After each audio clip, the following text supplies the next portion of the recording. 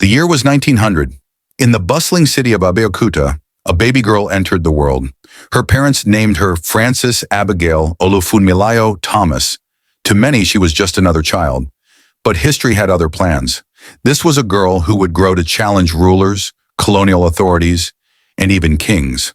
She was born into a society where women had little voice and few rights. Yet right from her childhood, Funmilayo's spirit was different. She was curious, fearless, and unafraid to stand out. Little did anyone know the baby born that year would one day become one of Africa's most powerful voices for justice and equality. In an era when girls were rarely allowed into classrooms, Funmilayo's parents made a bold decision to give their daughter an education. She became one of the very first female students of Abeokuta Grammar School. The young Funmilayo excelled, breaking barriers in classrooms filled with boys. Her hunger for knowledge grew, and soon she traveled abroad to England. There, she discovered a wider world, one filled with ideas about democracy, women's rights, and freedom. The journey opened her eyes and shaped her vision. She was no longer just a bright student. She was now a young woman with a purpose, to return home and change her society forever. When Funmilayo returned to Nigeria, she became a teacher.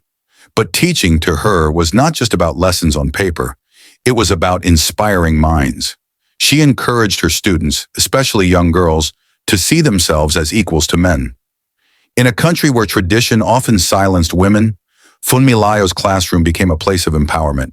She pushed for women to speak boldly, to dream bigger, and to challenge limits. Her influence extended beyond the walls of the school. She was planting seeds of courage, confidence, and independence that would grow into a movement much larger than herself. By the 1940s, injustice was tightening its grip on women in Abeokuta. Colonial authorities, working with local chiefs, taxed women unfairly while ignoring their struggles. Market women, who formed the backbone of the local economy, were forced into poverty. Funmilayo could not stand by and watch.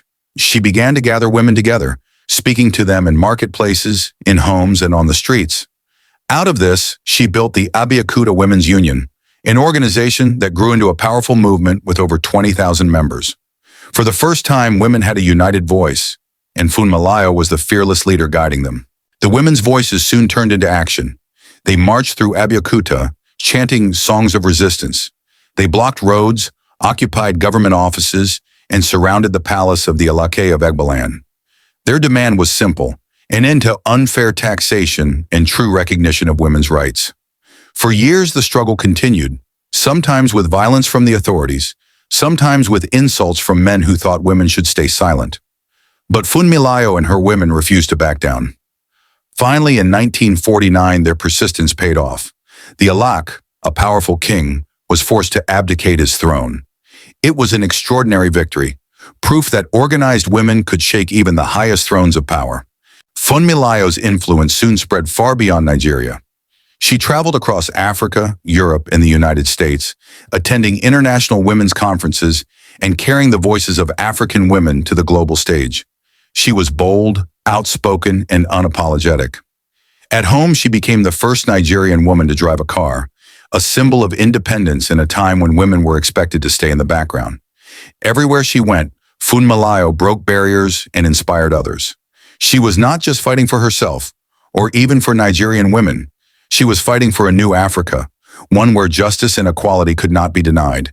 Funmilayo was also a mother, raising children who would carry her fearless spirit.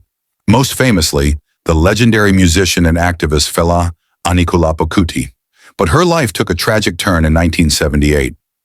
During a violent military raid on Fela's home, the Calcutta Republic, soldiers stormed the compound.